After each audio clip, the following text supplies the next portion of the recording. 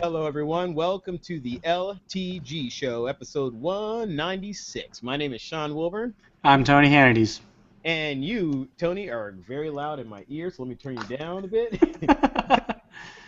All right, so we are here to talk about technology of the week. We are part of the website called LazyTechGuys.com.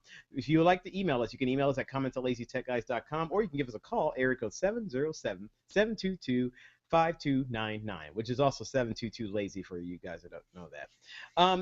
Well, we're here to talk about technology news and that, and I think there's a big thing happening, I think, tomorrow called Google I/O. And since Yeah. this is and since this is a live broadcast, that we are going to talk a lot about Google and Google I/O, and I hope you're listening. We want you to jump into the QA and throw in any questions that you may have for us that we may address, or more importantly, we want to hear your predictions as much as anything else. So if you get a chance to check this out and you have any predictions, please go ahead and throw them in the QA. And hey, you never know, we'll definitely or possibly mention them on the air so everybody can hear what you thought. And then everyone jump in and have some fun. Cool. All right. Excited. But before we do so, Tony, how are you doing? I'm good, man. I've got some news, All right. and I'll make it real quick. So I would say in the last 2 weeks, I've done a lot of different phone swapping just because things have been coming up where I have to mail phones back because it's the end of the review period. So I went from essentially the Galaxy Note 3 to the Galaxy Note 3 to the Galaxy S3, and now I've done something completely different, and I am on a Windows Phone device. So I'm no longer running Android for the next 2 weeks or so. So this is the Samsung ATIV SE, and it's actually kind of a mouthful to try to say that. Samsung ATIV SE. I guess it's not too bad. And originally this was running Windows Phone 8.0, but I got the developer preview and got 8.1 on there. And it's actually a lot of fun of a phone, and I'm very excited to do a full-on review, which will be on LazyTechGuys.com in with about a week, maybe week and a half. But so far, so good. But yeah, I'm still in the Samsung family, just trying over on the Windows Microsoft ecosystem. And honestly, maybe about a year and a half ago I would have said, it needs some work. But ever since the update came out and the App Store where it is right now, it's not too bad. So very, very cool. Very happy with it. Great. Sorry. So that's all. Sorry, I'm trying to get rid of the Google notifications on my phone that are yelling at me as we're. Well, yeah, so I have these 3 phones, and they all are yelling at me about your podcast just started. I'm like, I know, I'm the one that started it. Oh, good. So you got that message too. Good to know. I've got 3 phones. I got that message. So. You know what? I'll say this much, and I'll tell you, anyone out there who has multiple phones and tablets, yeah, it is quite freaky to have get a message and have 3 different devices all around you, all go off nearly at around the same time. It's pretty oh God, yes, I know I got a message, especially when they're continuous. Yeah, and I mean that kind of goes into what we're talking about with Google I/O. It's like, do you want your tablet and your phone and your watch and your Google Glass to all ring or vibrate all at the same time? So, or your Nest device. Can you imagine you get a text message and all your lights start flickering? Like, oh my God, it's just a text message. Oh, that would drive me insane. Or maybe they'll turn blue-red. It'll just flip color. That would be kind of cool. It would be terrible. I would never want that. Don't do that. Yeah. Don't do that, guys. Google. Do not. Don't. If you announce that tomorrow, I'm going to be upset. If you announce that tomorrow, Sean's going to go Migo, and he's going to pull out a Symbian phone and say, screw this. He's going back in time. That's never going to happen. I know. All right, so I know. Look, here's another message for everyone who's watching. I got another notification from Google. Yes, go away. Thank you. Anyway, so we're going to talk a lot about Google on this show, and we've just been hanging out here. And by the way, it's going to be a pretty fun show. It's very lax, just so you know. So hopefully you enjoy just hanging out with us. Yeah, if you don't want to hear anything about Google, well, don't go anywhere because we'll talk about not Google stuff too. Yeah. Well, the first topic we have is the only non-Google related topic we have, and this also just came out today. Oculus VR has purchased or acquired the design team that has worked on the Xbox 360 controller and Kinect. So This is pretty big. Now, I have yet to ever try, Tony, of the VR systems like the Morpheus or the Oculus. Oculus. Mm-hmm. Yes, I Sure. have not tried either one of them, but I can imagine, and I kind of get what it is that you could the experience that's available. I mean, I see how amazing and how it can enrapture you and engulf you as you experience these things. Right. But the one advantage that Morpheus has over the Oculus was the fact that you had a consistent control scheme. Sony has their controllers and their PlayStation Move wireless things, and by them acquiring this controller company and a company that's designed controllers, particularly the Xbox 360, one that's still being considered one of the best controllers of all gaming time, one of them. It's, this means that we could possibly getting really good hands-on control with the Oculus and really make this experience that, Facebook purchased really something special. Let's go ahead and name the company too. This is Carbon Design Group, or CDG. Thank you. Sorry about that. That's okay. Sorry, this is your company, y'all. I didn't mean to do that. So anyway, we don't name any companies. Company A bought Company C. Now we're talking like math. That'd be great. But anyway, so it's just a very interesting thing. So, Tony, are you kind of like wavering? Are you still excited about VR? Are you kind of like wait and see? Or where are you at with this? Oh, I'm totally excited about VR. I mean, the whole virtual environment has, it started back when we were kids with with the Virtual Boy, which was a complete flop, and then they had those arcade games that cost a couple of dollars at the arcade alley. That was just opta polygons and kicking balls around. This is definitely a huge step. And the thing with Oculus, they're very until Facebook came along, they were very grassroots. They were they came up from the bottom. It was a 20-year-old guy who just said, "Hey, I think I have an idea, and let's get $16 million in funding," and they did. And it's just gone so far along. But one thing that really hasn't arrived is the physical design. I mean, if you look at it, it's kind of understandable as a startup, but we're getting so close to Sony coming out with their official consumer-branded Project Morpheus, whatever they're going to call it, like Sony PlayStation VR, whatever it's going to be. They're so far ahead because they have the funding and this and that, and like you said, the controller scheme is just so easy. Like, oh, well, we already have these. We'll just use them and integrate them. That Oculus does need to catch up. I mean, up until now, the user has been using, I think, like you said, 360 controllers. But, that's Microsoft. And they want to have their own identity. I mean, even Ouya has their own identity with their own controllers, Yeah. Even Amazon has their own controller for their Fire TV. So this is going to be good because it's hopefully gonna bring a little bit more attention to the physical nature of the Oculus Rift. Now, when we're actually going to see the changes might not be for another few months, but I'm sure the design team already kind of pitched to Oculus VR and Facebook, some concept ideas for what the newer Oculus is going to look like. So we'll see. Yeah. Or they went to them because they knew this company was really good at designing things, and they presented them their ideas, and they were like, "How would you like to work for us?" Yeah, it could be something completely like that. I mean, the thing with design companies is it's just the same thing with advertising companies. You could have, and this is kind of, how Apple, for example, we talked about this, that they might start their own ad agency specifically for them instead of outsourcing to another company.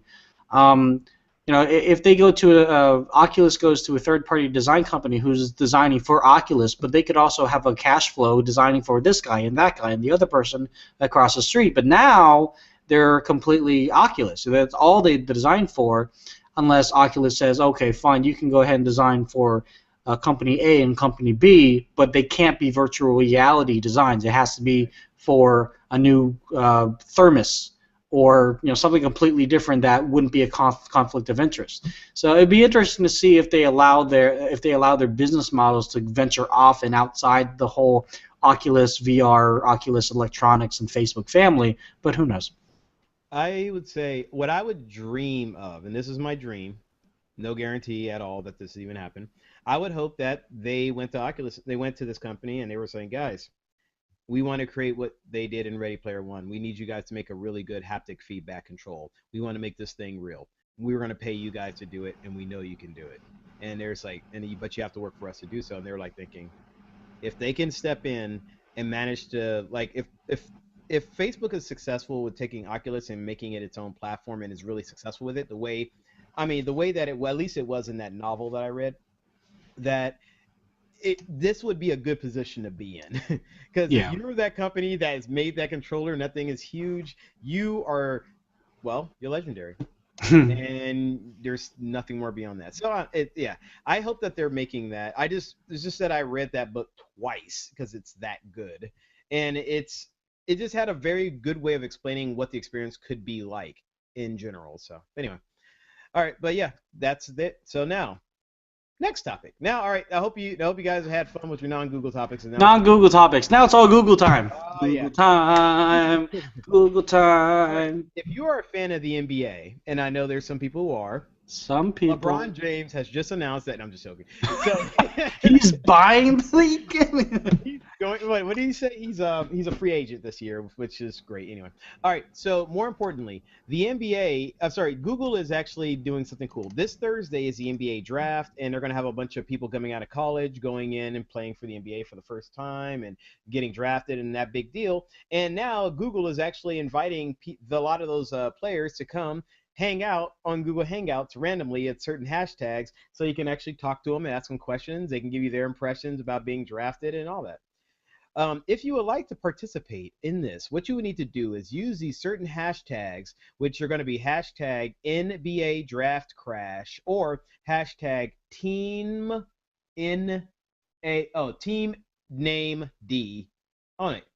Oh, really? It's just Team Name D Draft Crash. Yeah, it's just like team name draft crash. So it would be like Warriors draft crash. You know what? I didn't really think about it. I was just noticing how the words weren't capitalized. I'm like, oh, they capitalized that. Okay, got it. Either way, these hashtags, you can use them, and then you never know, while you're hanging out talking about the draft with other people who love the NBA and talking about the draft, you might just have one of the players jump in and hang out with you. And Google is setting up this whole thing. So it's kind of cool. That's cool.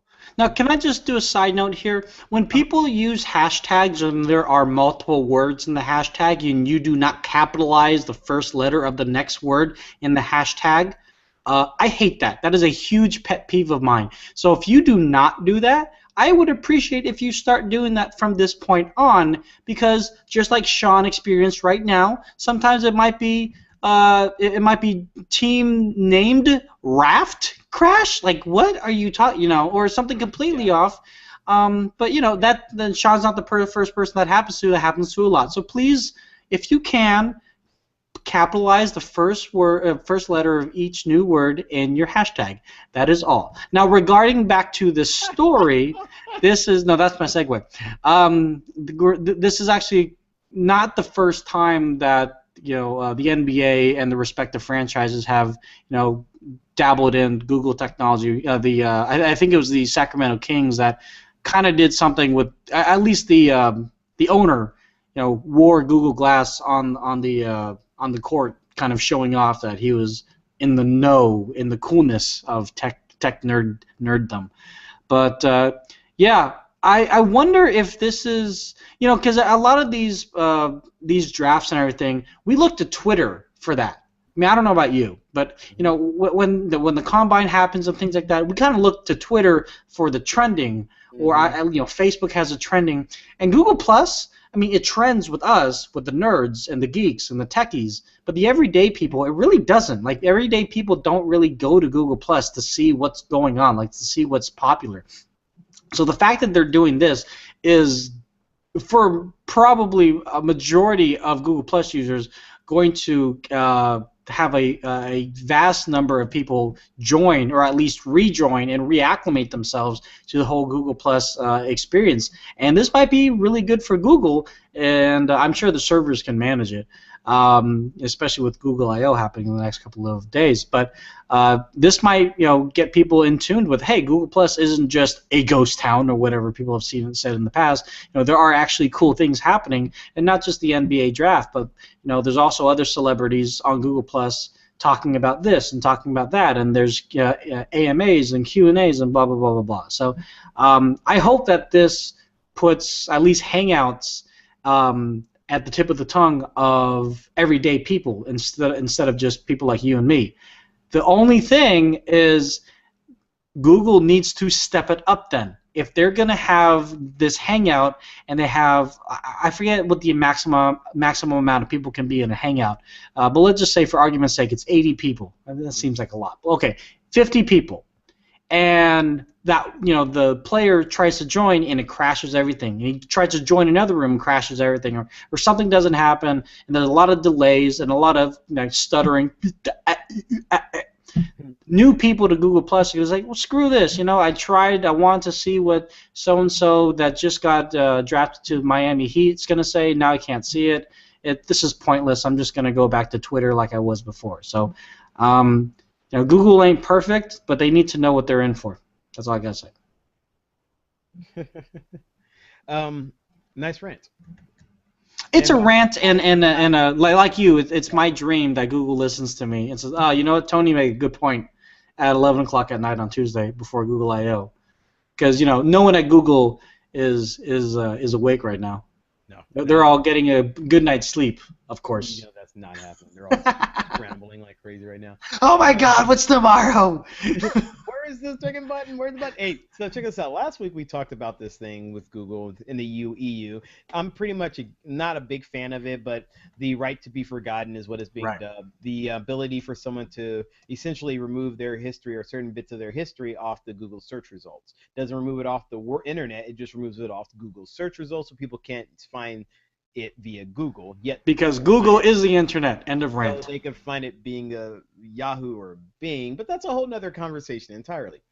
So it looks like, to make your life easier, if you want Google to be, if you want to be forgotten, ForgetMe has been created. It is a new startup that is designed for the people out in the UK, in Europe, who, if you want to be forgotten by Google, you don't have to go through all of Google's red tape and all of their crap that they're going to make you go through.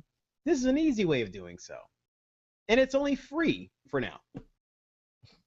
Anyway, so it is interesting. So Tony, we talked about this briefly beforehand. It's interesting. Like this company comes out, they're a new startup, and they're trying to jump in there and help people, be forgotten and things like that. I'm still kind of just against it in the general scheme of what this thing is. But I mean, what is your take on like this website and what they're doing here? Well, like we talked pre-show, this is a startup. The ruling only happened just weeks ago, so it was just only a matter of time for someone to start capitalizing on it. Now, we did look in the Q&A, and according to, I guess the FAQ rather, this is completely free during the startup period. So if you live in the EU and you'd rather go to a third-party mediator to do all the hard work for you, then you don't have to worry about any money out of your pocket. And supposedly this is also powered by Reputation VIP. I've never heard of that company, but again, I don't know everything.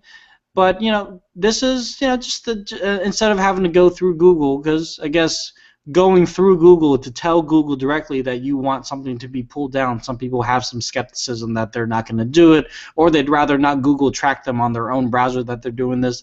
Hey, listen, if you don't want Google tracking you that you're going to forget.me, use Chrome, or rather, not use Chrome. Don't use Chrome. Use Firefox or Opera or something else, because you're just tricking yourself. You're lying to yourself that Google's not going to know what you're doing, even by going to forget.me. Mm-hmm. Anyways, this supposedly is just supposed to make it a little bit easier for those people that really don't know all the kind of legalese jargon that they may need to know to get Google's approval, because that's the thing. There's going to be thousands, if not millions, of requests going to Google all throughout Europe in different languages, for that matter. And so you kind of need to, get Google's attention, I would think. I can't imagine that one guy looking at all the English requests and the guy next to him looking at all the French requests and so on and so forth. So if forget.me can promise through their people or whatever they say that they're going to do to really get Google on board for you, then yeah, why not use them, especially if it's free. There you go. I'd still, it's funny. I'm still against the entire thing, but fine, whatever. I do want to mention please. real quick, So Raphael, this is a live broadcast. So thanks for joining. How's it going at 11 o'clock at night? Ta-da! Hey, how do you know it's 11 o'clock where he's hanging? It's 11 o'clock where we are. It could be 3 o'clock where you are, and it's 5 o'clock somewhere, so take a drink of whatever you got. Make sure it's tasty. Yeah, well, water's tasty. Yeah, it is. Speaking of that, you know what? I'm thirsty. I need to take a break. Here, I've been eating these peanuts over here. Got a whole bag of them sitting right here. So, which is people wondering what I'm snacking on. I got my water right here. I'm going to try to drink some of this real quick. And how about you guys do the same, just so we can go ahead and take a little break, relax, enjoy ourselves, and maybe, one day in your free time, get a chance to read a book. Now, we like to thank Audible.com for being a sponsor. We want you to use this URL to sign up, audibletrial.com/lazy. Why? Because we're the Lazy Tech Guys. And we want you to check out their service. Why? Well, because it's actually a solid service. It has a lot of great features that would benefit you and make it really, really fun to enjoy audiobooks and just enjoy books in a way that we haven't had a chance to haven't had a chance to do in a very long, actually ever. Our lives are busier, things are busier. We don't have the time to be able to sit down and read the books. Maybe the kids are hanging out here and talking to you. You got to take one out to the baseball game, and things are getting away, and you got a little drive ahead of you, or you got a long commute. Well, you know what? Solution is called Audible.com. Now, you get a lot of benefits if you're a member, if you do sign up. One of the benefits is you get credits every month, and the credits equal books. So you actually get a book every month that you join. You get to exchange books that you don't like. You even get to save money. You get to save 30% off all books. If you just, instead of the free ones, you get 30% off, and you get to buy it with any of the books. You get special deals, and you even get other subscriptions to other little places called like the Wall Street Journal and more. It's actually a really good service. They have over 150,000 books to choose from. They have newest releases, bestsellers, and more, and quite a bit more. So this is the URL we want you to use to check it out. It's audibletrial.com/lazy. Once again, audibletrial.com/lazy. Sign up, get 30 days membership for free, and if you stick with a member, you get all these benefits, including the free book. And by the way, even if you sign up for the free thing, you still get the credit, and you still get the book, and you even get to keep the book. So audibletrial.com/lazy. Go ahead and sign up, check them out, enjoy it, and have a lot of fun. All right, I'm going to throw a little, just mention this because someone was asking us. Actually, what is this? Sino Video Productions? Oman, you are in, I think it was Saudi Arabia? Or rather, that's not your name. That's your country or your city. Sorry, that's what I meant. Oh, wow. Yeah, his name is Omar. Oman. No, is it? I'm watching from Oman. Oman. Yeah, so... Well, it's 11:24 p.m. Pacific Standard Time. So whatever time it is over there, that's the time differential. And in about 10 hours from now, Sundar Pichai is going to be on stage talking about the Terminator. Yes, Google I/O. Tony, Google I/O is happening. So why don't you give anyone who's watching a chance to give them a rundown of what Google I/O is and what to, just so they'll know briefly what it is. Yeah, sure. So Google I/O is basically nerd heaven for the summer. It kind of started when Google was basically doing Oprah moments and just giving away everything that was Google related. In any event, oh, Brazil's ahead. I thought Brazil was the same time zone. I apologize. In any event... Really? Oh, you're right. They'd be East Coast. Think about it. They're East Coast. They're 3 hours ahead. Yeah, you know what? I'm very bad at looking at globes in my head because the globe in my head, everything's all discombobulated. So, there you go. Cool. Yeah, so, again, not to kind of go off topic, but again, yeah, Raphael, this is live. I can see your questions live. Get some sleep, sir. Enjoy the World Cup. Go USA. No, okay, so... Party hard, it there. Live it up, Raphael. Live it up. All right, so for those of you who aren't asleep and you're still wondering what Google I/O is, it's basically a developer event. It's really not supposed to be about hardware. It's supposed to be about the next evolution of Google. Google is, at the heart of it, a search company, as well as an advertising company, as well as a operating system company, and now hardware company. So all these things that we've been talking about is going to culminate in a hopefully come to fruition tomorrow in the form of giveaways, swag, downloads, betas, alphas, and anything else that us nerds and geeks really, really want to be at the forefront. I mean, you don't want to be the last guy to sign up for a service. You want to be the guy that says to all your friends, hey, Google just created a new app that does your laundry. You need to download it. Like, oh, sweet. Tony told me about this app. Tony's awesome. You want to be Tony. So the fact of the matter is Google I/O is going to happen the next, I think it's 3 days. It could be just 2 days. I think they've always elongated to 3 days.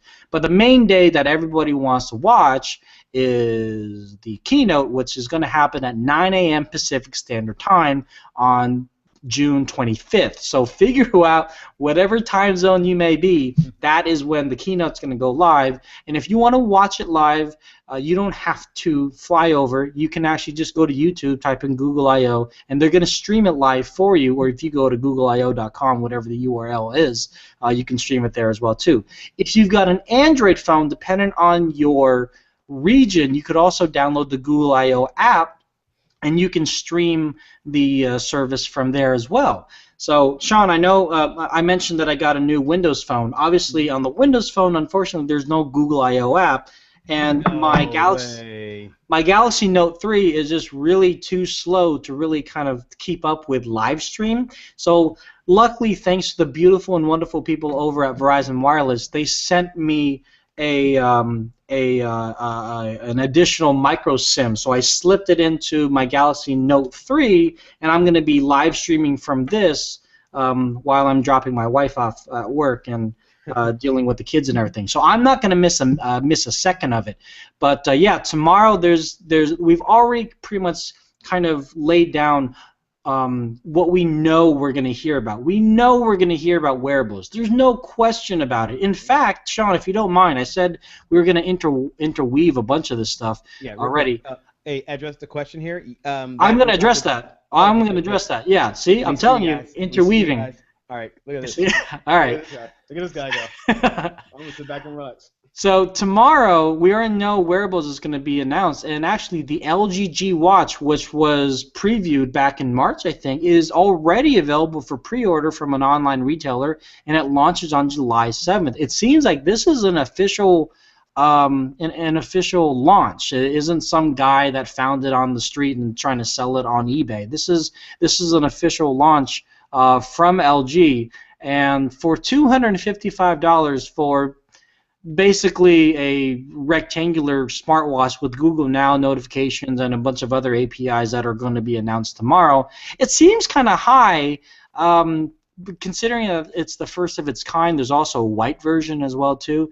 It's a little daunting for the price. It's a little steep because I think the majority of us are having our eyes on the Moto 360, which is the circular smartwatch that's going to be announced by Motorola tomorrow. Well, not announced. We already know it's coming, but it's going to be kind of announced in terms of pricing and release date and what it's going to work with and all that other stuff. In wearables, there's also the Google, I guess that they call it Google Fit. This is Google's second attempt to jump into the health category. We tried Google Health about 2 years ago, maybe 3 years ago, and nobody wanted to deal with it. It was really badly done. Nobody wanted to input their own information and try to make sense of it. They just wanted Google to tell them what it was. And so Google Fit with these Android Wear devices, it's all gonna kind of come together. And in terms of come together, some other people are speculating that Android and Chrome are going to come together. I mean, you know, we have Chromium and Android, and a lot of these devices that we are using, Chromecast has Android in it as well, but we call it Chromecast. We don't call it Android Cast. And Google Glass, there's a bunch of updates to that too. So regarding what's going to happen, you know, the next version of Android, It's probably going to be released around the same time as the next device. And I don't think they're going to announce the Nexus 6 tomorrow. In fact, there's some speculation that there's not even going to be a Nexus device anymore. There's kind of a half and half. Some people say no. The other people say, some people say no, it's going to be Android Silver from this point on. The other people say, well, there's going to be Android Silver, which is more higher-end Android Google experience devices, and then there's going to be the Nexus devices, which is going to be about kind of mid-range, high-end price, especially the price point, which is more leveled to developers. So we can kind of expect those physical hardware devices to be launched and announced with the new operating system, starting with the letter L, not for loser. And I believe that's probably going to be launched sometime this fall. I mean, that's just basing it off of how all the other devices have been launched before. We knew about Jelly Bean before it was actually launched with a brand new device right out of the gate. We knew about KitKat and so on and so forth. So tomorrow, Sundar Pichai has already announced that he's going to preview the next evolution of Android. We don't know the name of it. Some people think it's Lollipop, which kind of makes more sense. Some people think it's Licorice. Well, I think, Sean, you just mentioned Licorice. Some people think it might be Lemonheads. Regarding the last two, I think that would be a terrible idea because to some people, Lemonheads and Licorice are sour, and you don't want a sour taste of Android. We just got out of the whole sour taste and all the fragmentation, and now finally everyday people and even some Apple fanboys are kind of looking at Android and saying, oh, you know, maybe Android is not as bad as we kind of thought it was. You know, maybe it's not a hellstorm or hell stew, toxic hell stew as it used to be back in the day, which was really only four years ago. But in any event. Okay, real quick. Anyone who's watching, I say I like Licorice. He doesn't like Licorice. If you I love Licorice. No, I love Licorice. No. The name Licorice. Oh, the name. Yeah, no, I'm not talking about Licorice. Actually, I don't like Licorice itself. I just like the name being. Anyway, so what do you think? Throw it in the Q&A. If you think I want to, and also I want to get your opinions on this. If you guys have any predictions, any ideas of what you think will happen at Google I/O, please throw them in there. I love to see them and hear your opinions. And what do you think it's going to be called? We know it's going to begin with an L. So what do you think? Lollipop, Licorice, or if you have another candy besides Lemonheads? What do you think is going to be, though? Is it going to be 4.5 or is it going to be 5? Because Google kind of, they 4.5? Okay. 4.5, no, and the reason why, and this is the reason why, and I stated this about a couple of years back. Google got into a lot of trouble when they kept going 1, 2, 3, 4, and they started moving too fast, and people kind of was like, oh my God, what's going on? Since then, they started doing 4.1, 4.2, 4.3, and they did smaller changes, and things have been flowing a lot better since they got to 4 and stuck with 4. So they're not jumping? Yeah, exactly. Don't jump to 4.5. Just go to 4. Don't go jump to 5. Just go to 4.5, then go to 4.6, unless you do something completely radical, like you really did join Chrome and Android and make it one system, and it's really an all-new system. At that point, I would call it 5. Yeah. Well, another thing that is rumored to be announced tomorrow is also the new Android TV set-top box. Now, we kind of saw some screenshots that the guys over at The Verge got, I want to say around April.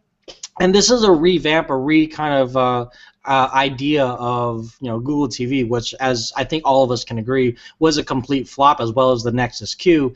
Yeah, and ball, right? The little round thing. Yeah, the little sphere. And the unfortunate thing now is, for those of you that got the sphere for $300, or if you got it for free at the Google I/O back in, I think it was 2012 or 2011, you can't even use it anymore because the app doesn't even work. So now you got the sphere that looks real cool, but unless you hack it and put some other kind of, I don't know, modification on it, it's not going to do anything except look real cool. Wait. Let's go back. Wait, you can't. What did they take away? They took away the app, so the app no longer works. Oh wow. Okay. Yeah, the app to stream music and TV, it no longer works. So it does nothing except be a cool black spherical paperweight on your bookshelf. Robert, they're not going to call it that. What did Robert say? I'm not saying it out loud. I'm not saying that either. Go on. All right, Robert. You yeah. We're good sports, but we ain't saying that. Okay, but yeah, going back to Android TV, I'm not I know they learned their lesson with Google TV, and I think they made really great strides with Chromecast because they really put a lot of the, I guess, control into the hands of the user, quite literally. I mean, you have to control everything from your phone, even including the volume to a certain degree.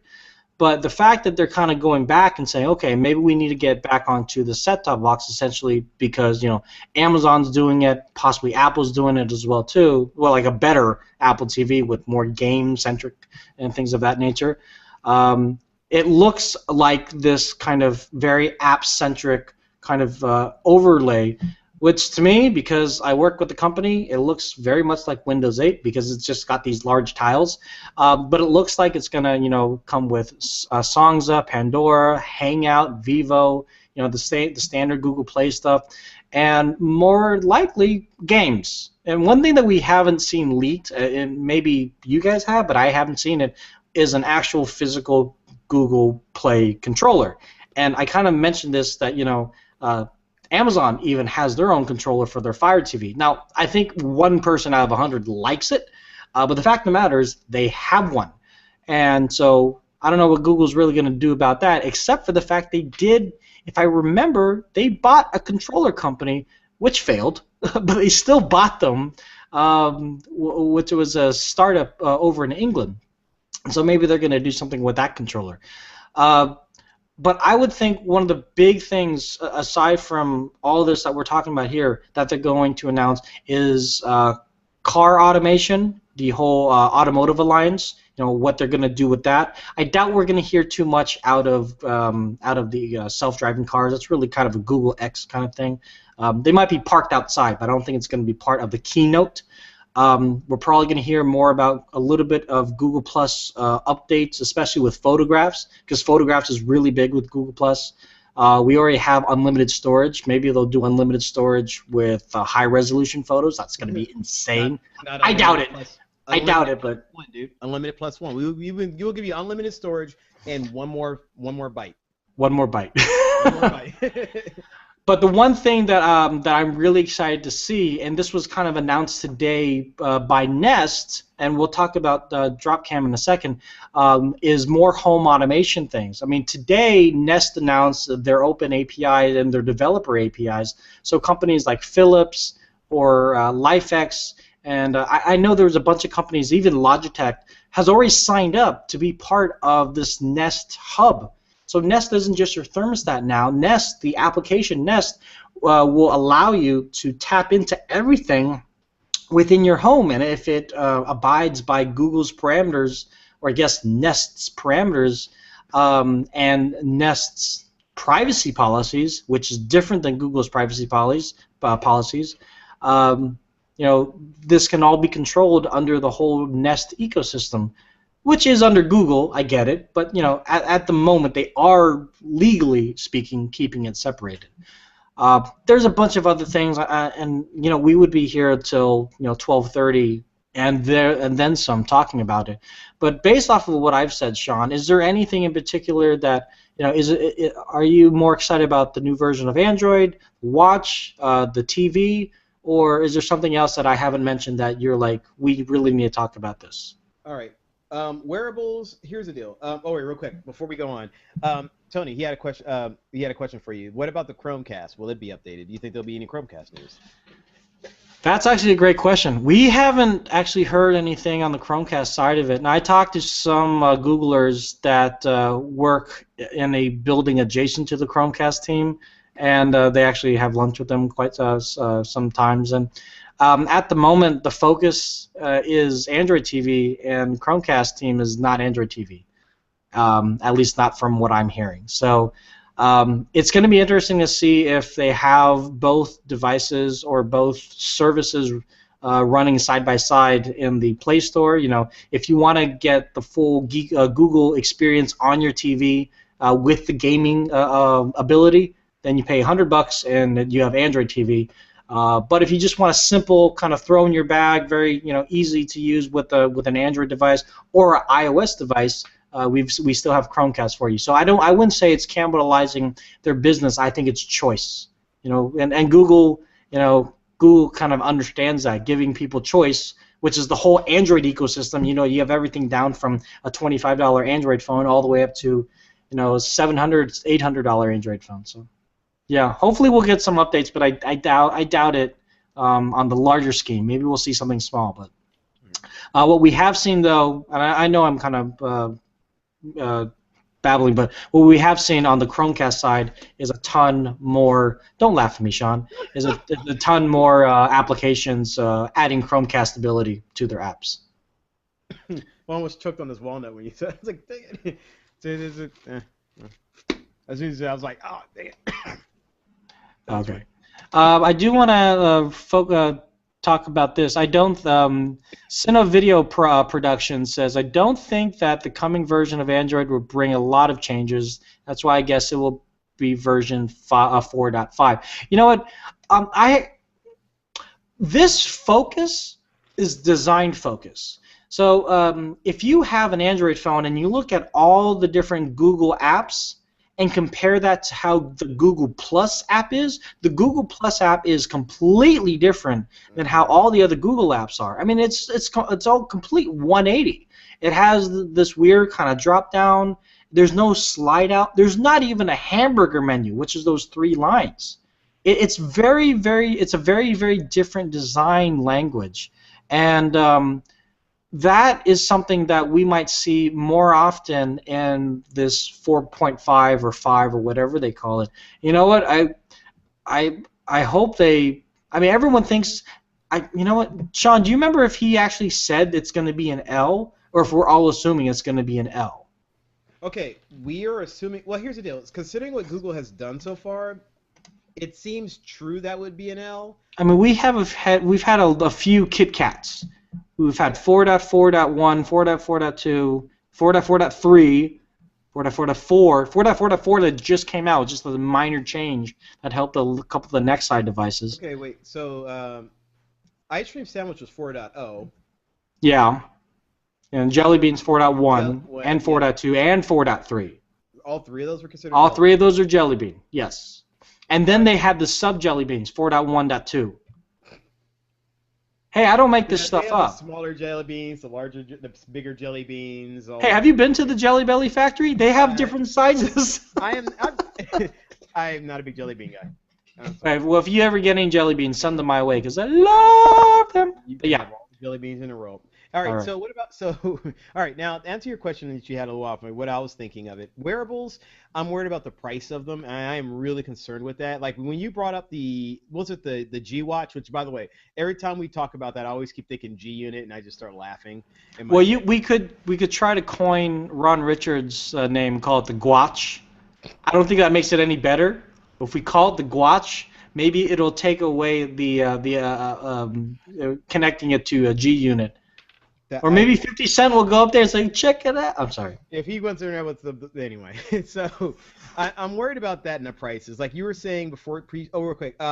I hope they do something with Maps since they just bought that satellite company, but I don't think there will be any changes probably till later on the middle of this year or possibly next year when it gives them time to actually get a lot of that data into their system and going through it all. But dude, Maps is going to be crazy. Like we're talking Project Tango, Inside, 3D mapping, like the satellite companies. Whew. Now, that's right. They've been doing this for a little bit longer. So you know what? Maybe they're going to. I think we'll probably see the first starts of a change. Maybe a year from now. Hopefully by then we'll see something major or something. I mean, one of the rumors is accurate. One of the rumors is that Google I/O attendees are getting Project Tango devices to go home with. Now, what the hell you're going to do with that? I don't know. But, hey, we've got a bunch of people 3D mapping the subway. Why not? Yeah. All right. So, now, that's apps. I don't know. We'll see what happens with apps. Actually, wait. You're not a big fan of the new Google Plus app? You hate it? Can't stand it? No. I think it's fine. I'm just saying it's a different design language. Okay. I was just curious because personally, I actually like the phone design. Ever since I was like, wait a minute. Oh, wait, I can get to that now. Oh, wait, I can get to that now. Oh, wait, I have access to this now. It's not bad. It's not terrible. Yeah. There's also sorry. I was just going to say there's also talk that Google Voice is finally going to be integrated into Google Hangouts, and then you'll be able to do everything through Google Hangouts. Some people are not a fan of that. Some people don't care. Some people, sometimes having that I forget what the word is, but it starts with a C. With the convergence, sometimes convergence with applications isn't always a good thing because they're like, okay, we're gonna put these two apps together, but we're gonna remove this one feature because I doubt people use it, and then they come to realize that a good 30% of people actually use whatever that feature is, and 30% of your customer base are now very, very unhappy. But we'll see. Or a very, very extremely loud minority. All right, so Yes. and they make it worse for everybody because they'll make the people who are thing. Um, all right, so while we wait for the question, the so beyond that, now where as far as the wearables, the new Android OS, I'm curious to see. I think it's gonna be a lot of background stuff.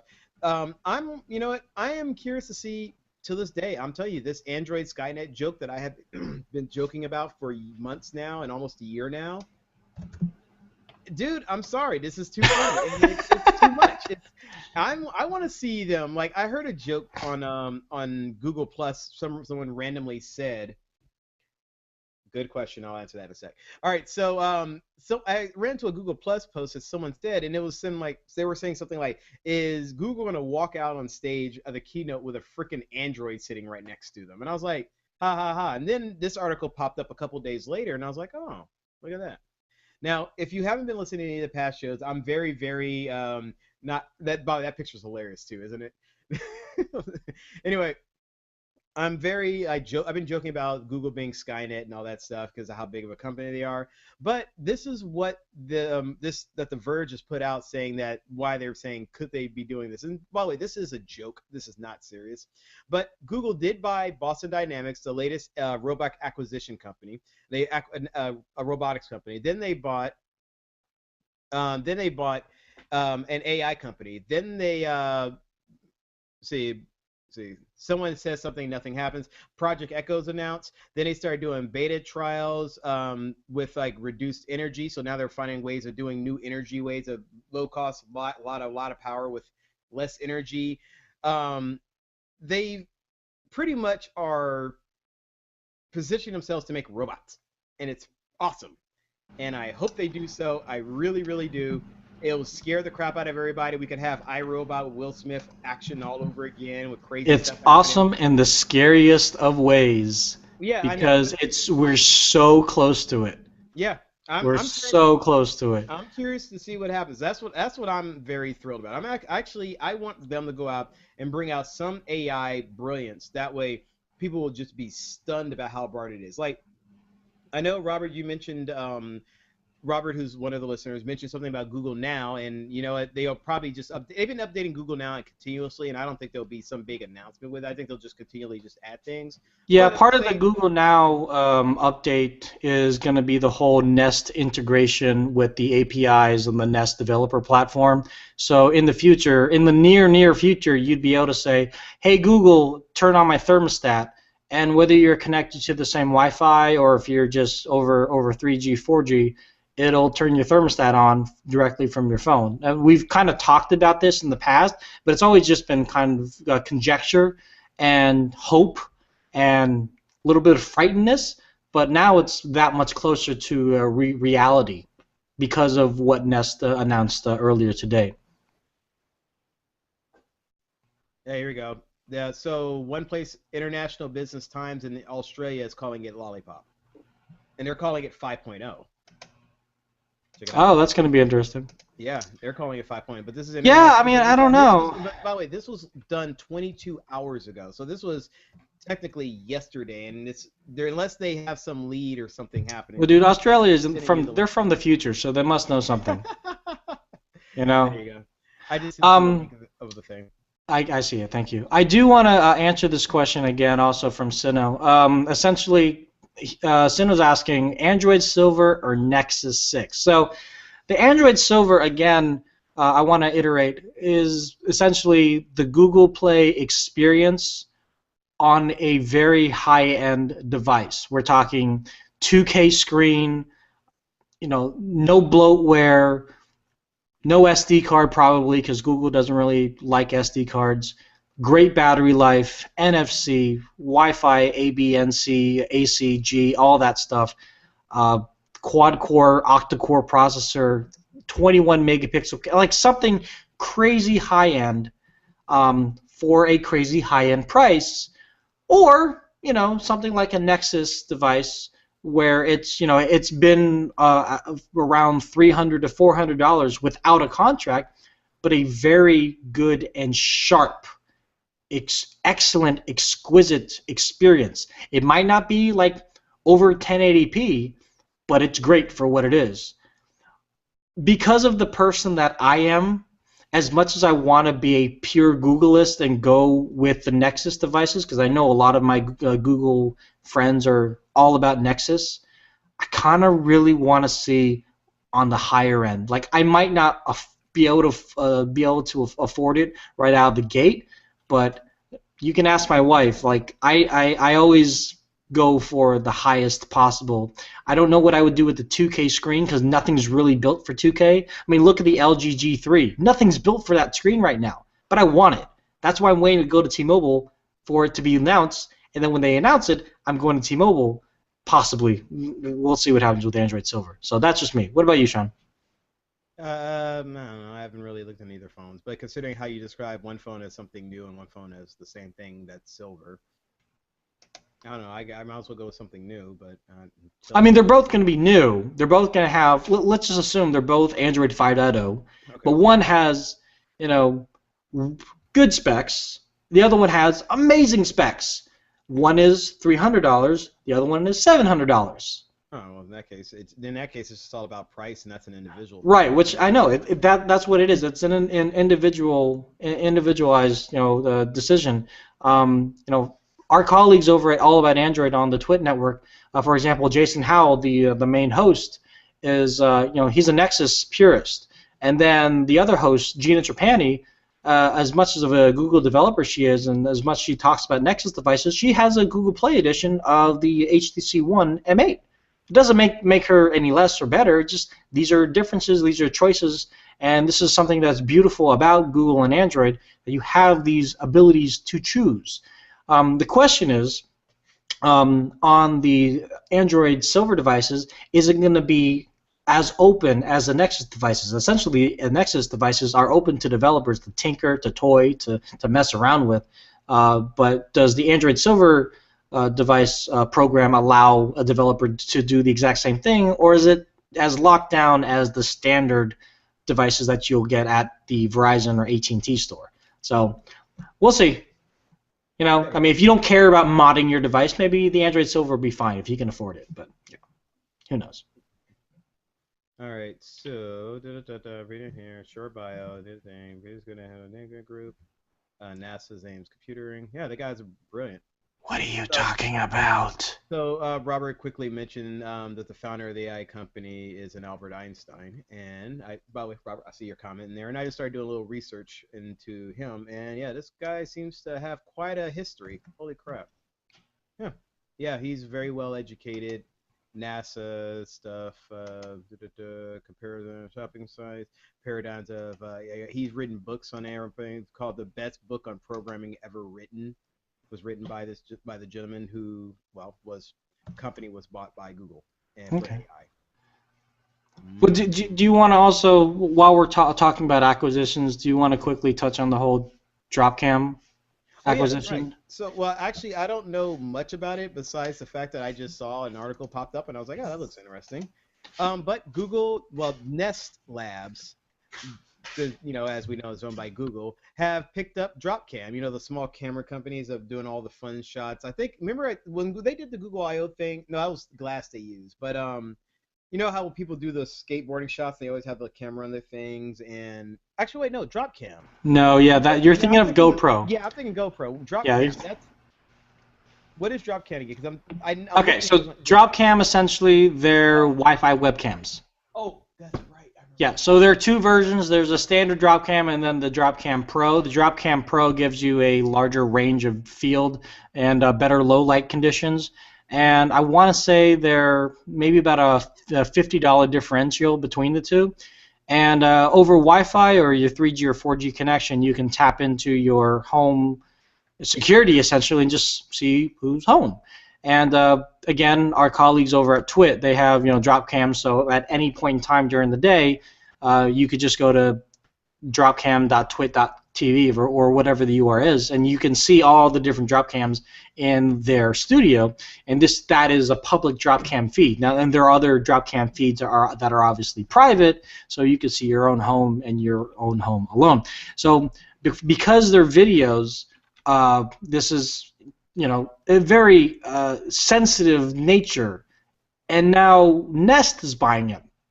And yes, we know Nest is owned by Google essentially, but the way that they did this acquisition to have Nest buy it, it means that DropCam at the current state as it is underneath Nest's privacy policy, which if you do look at it is and continues to be very different than Google's privacy policy. Is it ignorant to think that Nest and DropCam will never be enveloped into the whole Google ecosystem? Yes, it is. I mean, we're already seeing that with Google Now, the fact that you can say, turn on my thermostat, Mr. Google Now. I mean, there has to be some sort of open API or open permission to allow that to happen. But you know what? The thing is, there's a camera on this phone. There's a camera on this phone. There's a camera on my computer, and when I use Chrome, at any point in time, Google can look at me. And if you could go and use other services, and I'll use, the company that I work for, they have competing services on almost every single level. I mean, Microsoft's even talked about home automation, but again, it's naive to think that Microsoft isn't going to do the same thing. It might not be from an advertising point of view, but in order to get to make the experience to your specifications, to make it best for you, they need to know more about you. And you might not tell Google, Microsoft, Facebook everything about you, so in order to better serve, they need to kind of do it in the background. And yes, it's creepy. It really runs that really thin, creepy line, but when it works in your favor, it's really, really cool. So, yeah, this was the Nest bought DropCam for $555 million, which is just a little over an Instagram. And I think we will continue to use the whole Instagram analogy for the rest of time in the technology field. Yeah, I think it's going to be interesting to see how this all kind of pans out. And if DropCam continues to be a separate company, just how Nest is kind of a separate company underneath Google, and how Apple is going to react to this, or if at all. I mean, we already saw at WWDC, and I think Sean, you were gone for that show, but Radford and I talked about how Apple announced the whole HomeKit, which is their platform for companies like Philips or LifeX or I guess DropCam, Honeywell, to use their permissions and their specifications, and Apple might not necessarily need to buy a webcam company or a thermostat company. They would just say, hey, just use our platform and you can do whatever else that you would like. So I'm scared a little bit, but I'm also very, very excited to see what's going to happen. Because again, if we don't do this stuff, the innovation is just going to end. And as much as we don't want Google to be the Skynet, at the moment Google is kind of the only major company who is at the forefront of innovation and has the cash flow to just say, oh, what the heck, why not? Let's go ahead and buy it. I do want to, again, Sino, you have some really awesome questions here. Do we think that there'll be a Nexus 10, and who's going to be building it? So we haven't had a Nexus 10 for a while. The last Nexus 10 was a Samsung device, and LG has already come out and said we're not building the Nexus 6. Google hasn't asked us to, and we haven't gone to Google with any kind of design plans. This isn't the time. I don't think this is the time for a Nexus to be announced. I mean, the last time that they gave away tablets, the tablets weren't announced. They were just saying, hey, by the way, we have these amazing tablets that you can now go out and buy, but since you guys are here, we're going to go ahead and give it to you. So yeah, who's going to build it? Again, I don't think it's LG. We've seen some leaked shots, leaked pictures of an HTC Nexus, and for the life of me at the moment, I kind of forget what the code name is supposed to be, but I think it was Volantis. Yeah, so HTC supposedly is prepping the Volantis, which is a 9-inch tablet, and I don't think it's poised to be announced tomorrow, but hey, I would love to be proven wrong. According to the leak, it's gonna be released with the latest version of Android, possibly Android 5.0, 4.5, Android L, whatever we want to call it. 8.9 display, the 2048 by 1440 display with 281 pixel per inch, and NVIDIA 64-bit Tegra K1 processor. That is cool. That is something that they're doing tomorrow. There's a specific roundout, or I guess a specific whatever they call it, meeting classroom where they're talking about how to use, how to integrate and optimize your applications to take advantage in full of the NVIDIA Tegra K1 processor, which, just so you guys know, if you didn't know, is inside the Tango tablets. So if the Tango tablets can do all the 3D stuff with the K1 processor, that's going to be pretty insane. So yeah, that's kind of one thing that I'm excited to see if they do any kind of announcement, but I don't think they will. Maybe in a month from now. Well, also, Robert, you said YouTube on there too. he's speaking about the gentleman who owned the. Oh, okay, about the AI, yeah. Yeah, she's just telling us how amazingly smart the guy is and bright, and how pretty much Skynet's happening, everybody. That's kidding.